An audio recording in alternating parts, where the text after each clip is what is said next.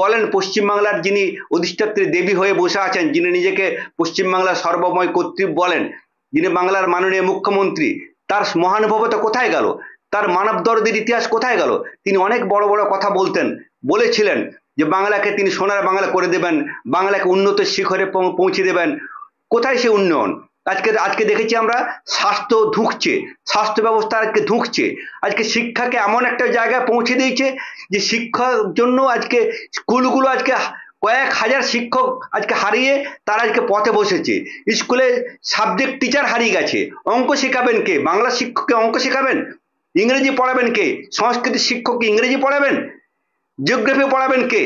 Biology শিক্ষককে geography পড়াবেন? আজকে শিক্ষা ব্যবস্থাটা ধ্বংস করে ফেলছেন আজকে বাংলার মুখ্যমন্ত্রী এবং শিক্ষামন্ত্রী। আজকে বাংলাকে সব দিক দিয়ে ধ্বংস করে ফেলা একটা চক্রান্ত শুরু হয়েছে এবং গভীরভাবে এই চক্রান্ত চলছে। আমরা চাই এই সরকারের পরিবর্তন। এই সরকারের পরিবর্তন না হলে শিক্ষা বাঁচবে না, বাংলার সংস্কৃতি বিপন্ন হয়ে যাবে, বাংলার শিল্প কৃষ্টি বিপন্ন হয়ে যাবে।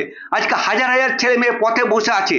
আজকে পার্শ্ব শিক্ষক যারা যারা প্যারা টিচার, ভাবতে পারা যায় তাদের আজকে বেতন মাত্র 12,000 টাকা করে তাদের বেতন দেওয়া হচ্ছে। তাদের প্রতি কোনো মানবিক আচরণ মুখ্যমন্ত্রী নিচ্ছেন? তাদের প্রতি মানে ন্যূনতম তাদের প্রতি একটা মানবিক বোধ তাদের প্রতি দেখাচ্ছেন না। আজকে মানুষের যে ন্যায্য পাওনা সেগুলো থেকে মানুষকে বঞ্চিত করা হচ্ছে।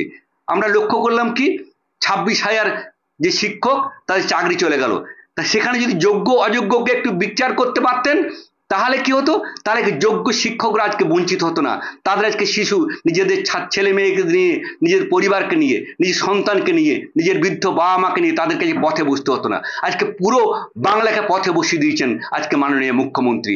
বাংলার আজকে মেরুদণ্ডকে ভেঙে দেওয়ার চেষ্টা করছেন, বাংলার সংস্কৃতিকে আজ ধ্বংস করে দেওয়ার চেষ্টা করছেন মাননীয় মুখ্যমন্ত্রী।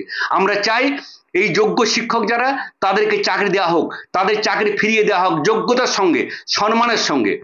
আমরা ভেবেছিলাম মাননীয় মুখ্যমন্ত্রী তাদের প্রতি একটু মানবিক হবেন। তিনি একটা নেতাজি ইন্ডোর স্টেডিয়ামে যে বক্তব্য বলেছিলেন, যে কথা বলেছিলেন, আমি পাশে আছি, এই তার পাশে থাকার নমুনা।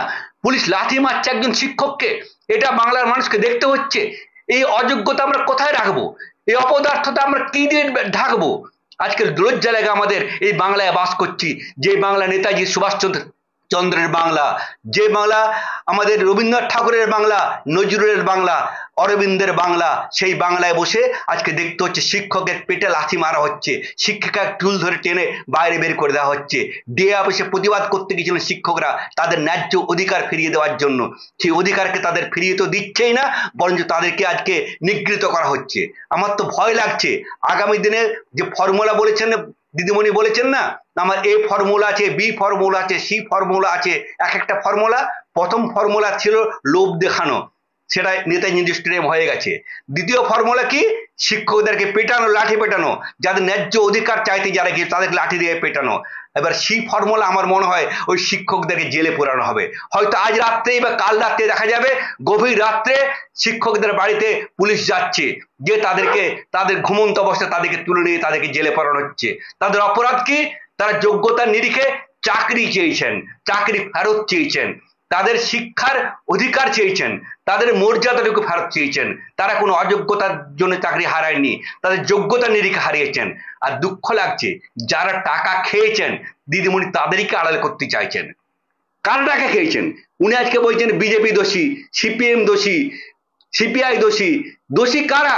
কারা টাকা খেয়েছেন? কারা চাকরি দেওয়ার ক্ষমতা ছিল? শাসক দলের, পশ্চিমবাংলার শাসক দলের চাকরি দেওয়ার ক্ষমতা ছিল। সেই চাকরি দিয়েছেন অযোগ্যদেরকে, লক্ষ লক্ষ টাকা খরচ নিয়ে চাকরি দিয়েছেন কারা? আপনার দলের লোকেরা। তাদেরকে চিহ্নিত করুন, তাদেরকে জেলে ঢোকান, তাদেরকে লাঠিপেটা করুন, তাদের পেটে পা দেওয়া করান আপনার পুলিশদেরকে দিয়ে। তা না করে আপনি শিক্ষকদেরকে, নিরীহ শিক্ষকদেরকে আপনি তাদেরকে লাথি মারছেন। শিক্ষকরা তো আপনার কাছে লাঠি, টাঙি, বল্লম, গ্রেনেড, পিস্তল নিয়ে যায়নি আপনার ডিএ অফিসেতে।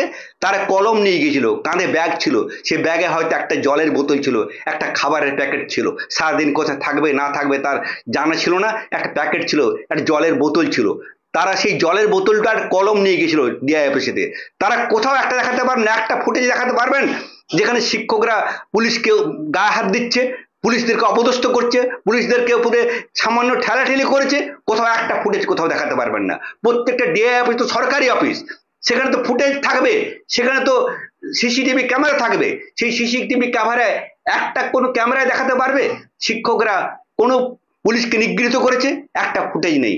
আজকে হয়তো কাল থেকে অপপ্রচার চালানো হবে যে শিক্ষকেরা পুলিশদেরকে গায়ে হাত দিয়েছে, পুলিশদেরকে মেরেছে। আমরা পুলিশদেরকে শ্রদ্ধা করি, আমরা পুলিশ বন্ধুদেরকে বলছি আপনারা আমাদের সমাজের সেবক, আপনারা পাশে থাকুন, মানবিক খাতের পাশে থাকুন।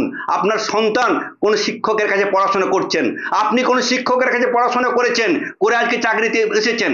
আজকে হয়তো আপনি পুলিশ কর্মী আছেন বা কোনো উচ্চ পদস্থ কর্মী হিসেবে আছেন পুলিশের, কিন্তু আপনাকে শিক্ষাটা দিয়েছিল আপনার শিক্ষাগুরু, তিনি একজন শিক্ষক বা শিক্ষিকা। তাদের প্রতি শ্রদ্ধা রাখুন। ভবিষ্যতে নিজেকে কলুষিত করবেন না, এমন কোনো কাজ করবেন না যাতে নিজের সন্তানের কাছে আপনাকে কৈফিয়ত দিতে হয়, নিজের পরিবারের কাছে কৈফিয়ত দিতে হয়, সমাজের কাছে কৈফিয়ত দিতে হয়। আপনার মানবিক মুখটাকে উজ্জ্বল রাখুন, আপনার মানবিক মুখটাকে কালো করবেন না, কলুষিত করবেন না। বর্তমানে পশ্চিমবঙ্গের যে পরিস্থিতি, সে পরিস্থিতি অনুযায়ী মানুষ কিভাবে, সাধারণ মানুষ কিভাবে এর থেকে পরিত্রাণ পাবে? দেখুন, এক সময় বামফ্রন্ট খুব গলাবাজি করে বলতো যে আমরা চিরদিন থাকবো, 50 বছর 100 বছর আমরা ক্ষমতা থাকবো, আমাদেরকে কেউ ক্ষমতাচ্যুত করতে পারবেন না। সাধারণ মানুষও হয়তো ভাবতো, কিন্তু মানুষই পরিবর্তন এনেছিল। 2011 সালে যে জনরোষ, সেই জনরোষ সরিয়ে দিয়েছিল বামফ্রন্টকে। 34 বছরের যে শাসন, সে অপশাসনের শাসন যাই বলে না কেন, তাকে ছুঁড়ে ফেলে দিয়েছিল পশ্চিমবাংলার মানুষ। আবার এই সরকারকে আমরা বিশ্বাস করেছিলাম, সেদিন আমরা ভেবেছিলাম পশ্চিমবাংলার সুদিন আসবে। মাননীয় মুখ্যমন্ত্রী মমতা বন্দ্যোপাধ্যায়ের হাত ধরে বাংলায় উন্নয়ন ঘটবে, শিক্ষিত যুবকেরা সৎ পথে, ন্যায্য পথে শিক্ষার মর্যাদা নিয়ে চাকরি পাবে, গ্রাম বাংলার মা বোনেরা সম্মান পাবে, কৃষকেরা ন্যায্য ফসলের অধিকার পাবে। কিন্তু আজকে 11 বছর, 12 বছর, 15 বছর পর আমরা দেখছি কি, আজকে হতাশা, চারিদিকে শুধু হতাশা। আজকে শিক্ষা নেই, চাকরি নেই, গৃহবধূরা আজকে রাস্তাঘাটে লাঞ্ছিত হচ্ছে, প্রত্যেক দিন কোথাও কামদুনি, কোথাও না কোথাও হত্যা, কোথাও না কোথাও নারী ধর্ষণ ঘটছে। আজকে দেখছি আমরা অভয়ের কাণ্ড আমরা দেখলাম, তার কি ন্যায় বিচার হলো? আজকে তাদেরকে আড়াল করা যায় কিভাবে, তার জন্য আজকে চেষ্টা করছে আজকে শাসক দল।